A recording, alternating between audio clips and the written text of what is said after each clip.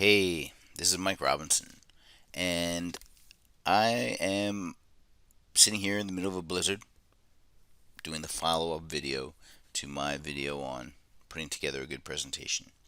Now, I just want to be clear these presentations are geared to students in my classes who have the assignment of finding a paper from the primary literature and then presenting it as if it were their own research. But a lot of the stuff that you're going to see in this video and in the previous video is general kind of presentation things that'll be good for things I think that will be good for giving a good presentation. Okay, so what I'm going to do is I'm going to start the presentation. I'm going to give it straight through. I'm shooting for somewhere between 5 and 6 minutes. I'm going to be totally honest, I have not practiced this at all. That is not how you should approach this.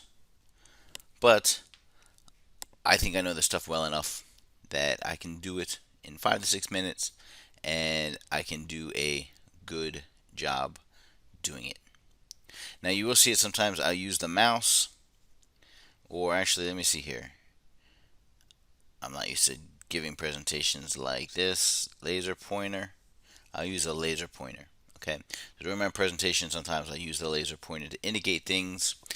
If you are standing in a classroom and you can easily walk over to the board or to the screen and sort of point things out, then that would be appropriate.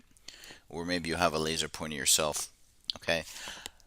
Try to use a laser pointer minimally, but use it when you are, especially when you're walking people through your data slides. Okay. So, like I said, I'm going to go for about 5 to 6 minutes. Your length of time, the length of time of your presentation, it will vary based on your instructor's requirements and the course you're in. Okay? So if you're supposed to talk for 10, 12 minutes, obviously you will have more material, perhaps spend some more time discussing it. Okay? But having said that, here we go. Good morning. I'm here to talk to you about the colors that cleaner fish use to advertise their services to other fish.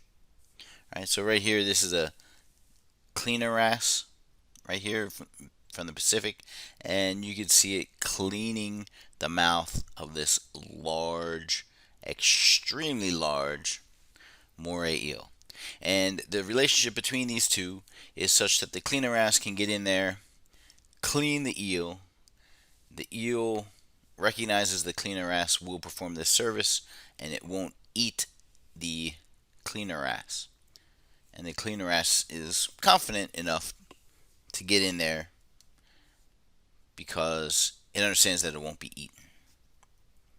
So this falls under the large subject of marine cleaning symbioses, right? These are classic examples of mutualistic relationships where the cleaners, like this goby right here, will remove ectoparasites from larger client fish. So the goby gets fed and the client gets cleaned, right? It gets removed these parasites. How do the clients, however, recognize that these cleaner fish are here to perform that service? How is it they recognize that this fish right here is a cleaner fish and it's not food? So color and body pattern have been thought to be important components in this. And in this study, we tested the long held belief that cleaner fish have a blue gilled coloration. So there's this, you can see how this guy has this distinctive blue stripe down its side. The idea is that these fish with these blue coloration are advertising that they're cleaners to their clients. Okay, so what did we do? First thing we did was we measured the reflectance spectra of cleaner fish. What does that mean? We went out and caught various cleaner fish from various parts of the world. So here we see some. Here are some Elicatinus. These are gobies. These are labroides. These are wrasses. Okay. Different species. Some of them are adults and juveniles. So Dimidiatus adult, Dimidiatus juvenile. All right. Some of them are just adults. So this is a picture of the fish, and this is the reflectance curve. So what this shows us, let's just look at this one up here, the Labroides dimidiatus adult. The x-axis is the wavelength. So from 300 to 700 nanometers in wavelength.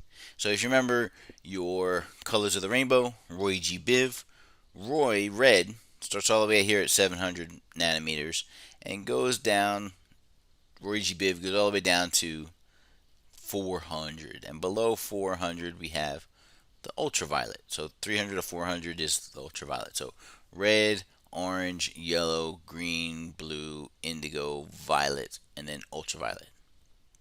Okay, and then these curves represent how much light from each wavelength is coming off that fish. So if we took three different regions on this particular fish, there's this black stripe down the middle, that's this black line here, and it's flat. So the y-axis represents how much light is coming off of it. And it's black, so there's very little light, and the line is flat because all of the wavelengths, all the colors are coming off equally. The blue, we have a peak here, right, near the blue, indigo, violet, and then there's actually a little bit of red coming off of it. The yellow, we see it step up and step up, but most of the reflectance is here in the red, orange, yellow part of the spectrum, as you'd expect. And so if we look around at a number of these cleaners, we can see that there are differences among them, but for the most part, we see that blue is reflecting in the blue part of the spectrum, yellow in the red, orange, yellow part of the spectrum. Okay, so red, orange, yellow, and blue coloration seems to be common in these fish. So the next thing we did was we did a field test. So we made models out of painted resin, and we put them out in the field. And we saw how many visitations they had. So put them on a reef, and we saw how many fish came up to them. All right, in every over a period of several hours. These three over here resemble the Labroides dimidianus, the cleaner wrasse. Okay, it's got yellow and blue, and then this long black stripe. This one's a little bit different. Doesn't have the blue. This one's even more different. The blue was changed to red. So this is the natural, and this is becoming less and less natural. And then over here, the colors are becoming even less and less natural relative to the Labroides dimidianus. Okay. These bars represent how many visitors came by, and there was a very steady decrease. So from the natural colors to the unnatural colors, we see a very, very steady decrease, such that the natural colors were visited significantly more. That's what these asterisks mean, significantly more than the others. Okay, so the natural coloration of these fish, independent of behavior, because these are just models that sit there, was attracting in other individuals. So, what can we conclude? This was, our study here represented the first study that shows color is important in cleaner fish signaling. We see obligate and facultative cleaner fish, ones that have to clean and ones that do it sometimes. They both display blue coloration. Models with blue and yellow stripes attracted more clients. Overall, this supports the blue gild coloration. This also demonstrated that yellow is important in addition to blue. Finally, I would like to thank Eddard Stark, Dr. Stephen Strange, and Sheev Palpatine for their assistance with the study, and you for your time. Thank you very much. Dramatic pause. I don't say any questions because that's up for the moderator. That's for the moderator to do that. Although a lot of people do it, so whatever. But that was it. So it took a little bit longer than I had estimated. It was just over 7 minutes. If I had to do it in 6, then I would have to remove some material. Okay, I'd have to cut some things out. Maybe I would cut some things out of the discussion and conclusions. Okay, I could maybe cut out this bit of data and just concentrate on the models. Okay, I'm not sure how I would do it. I'd have to sit down and think about it. And also, as I practice it, I don't want to speed through it. You don't want to be speeding through it. You want your audience to be able to follow it. But I could practice my timing, and I'd probably shave off some time at that. So for my first go, estimating about 6 minutes, I was about a minute over. That's not too bad. Okay. Okay. So a little bit of post-mortem analysis. Some of this is covered in the other video, but I'll just say it again. So I put this slide up there, and I sort of gave a bit of the introduction here while this slide was there, explained the system a little bit. The cleaner fish, the client fish, sort of their relationship. Okay, so I do that. Don't have any text on the screen. Now in my other video, I say I probably wouldn't even include a slide here, but if you remember this from the other video, I was looking at this slide and it was just a white slide with black text before, and I thought, you know what, I can make that look better. So I went and I found a picture online. The fish was actually facing to the left, but if I flipped it and it moved it down, now he's facing to the right, and I have nice space up here for putting my text. So I think that's a pretty cool looking image. I like that. All right, and it fills up the slide. I have a little bit of text there that people can read, and I can talk about the blue coloration I can show it while I'm talking about it. Okay, let's see here. The methods, remember what I did was, most people will put all the methods on one slide. I split the methods up so that I could have the methods on with each little bit of data. Okay. Now, here's the most important thing. I walked you through this slide. So I explained the elements of this slide to you. I didn't just put it up here. People do this all the time. As you can see, there's blue and white, or blue and yellow, blah, blah, blah, blah. Don't assume anyone can look at that and understand what's happening. If someone is very familiar with reflectance spectra, okay, they can probably figure it out. But you can't assume that your audience is. So you notice how I said, alright, so I said that these were all cleaner fish, some were wrasses, some were gobies, some are members of the same species, adults and juveniles, some are just adults. Okay. But I worked through the data. So I said, let's look at this part up here. And I talked about this axis. I talked about it's the wavelength, 300 to 700. I talked about the colors, put it in a framework in which people should be familiar with it, right? When I talked about Roy G. Biv, red, orange, yellow, green, blue, indigo, violet, right? And how that's related to the wavelength. And then I talked about what these curves represent. And then I sort of gave an overall, what's the whole point of it, right? You don't just talk about a little bit of the slide. The whole point of it was there is this variation between them, but we see that there's often a blue component and a yellow component. Okay. Then I talk about the second thing. Okay, there is more here in the methods, but it's much nicer to talk about the methods when I'm looking at this.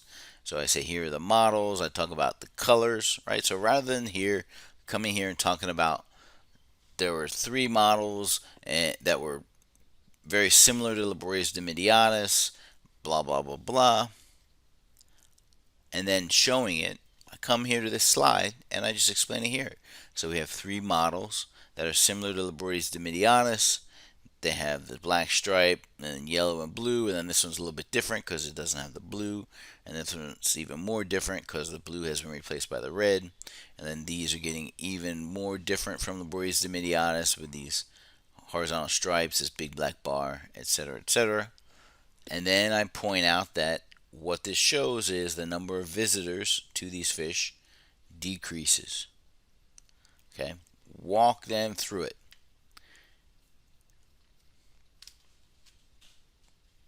All right. And then finally, the discussions and conclusions. I would probably, if I'm tight for time, I'd probably cut out a little bit of this, but you definitely need to include discussion and conclusions. Now, maybe you just want to call it conclusions, maybe you just want to call it discussion, but you need some sort of slide at the end that ties it all together. If you were giving a presentation at a scientific conference where you have 15 minutes to talk, you might have two slides like this, but then the last one is sort of like your kicker of what you really have. And so I go through this and I talk about what did we find in the slide, in this study.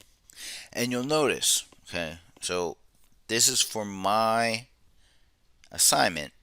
I expect you to present it as if it is your research. You can have done it with colleagues, right? So this is a paper I did with Cheney and Marshall and others.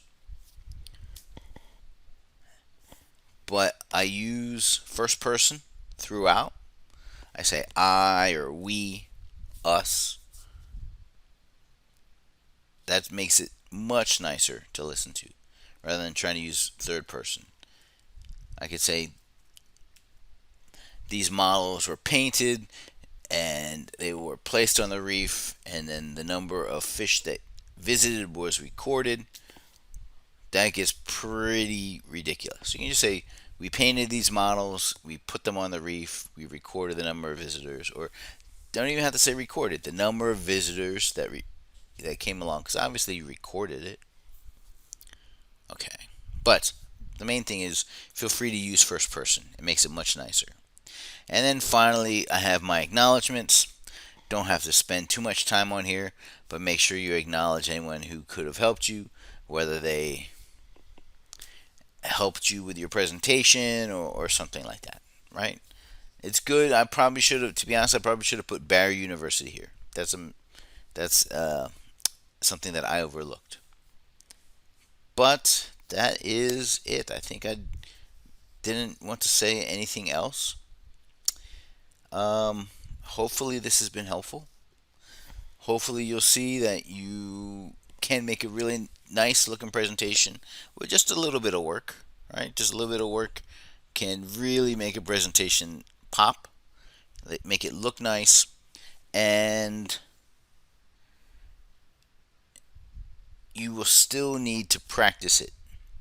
No matter what, you need to practice it again and again and again. The presentations are relatively short, so it's not too hard to practice them. Practice it and listen to yourself as you're talking and fix mistakes that you make, and then practice it again. Okay, I got to change this, or this is something I continually do.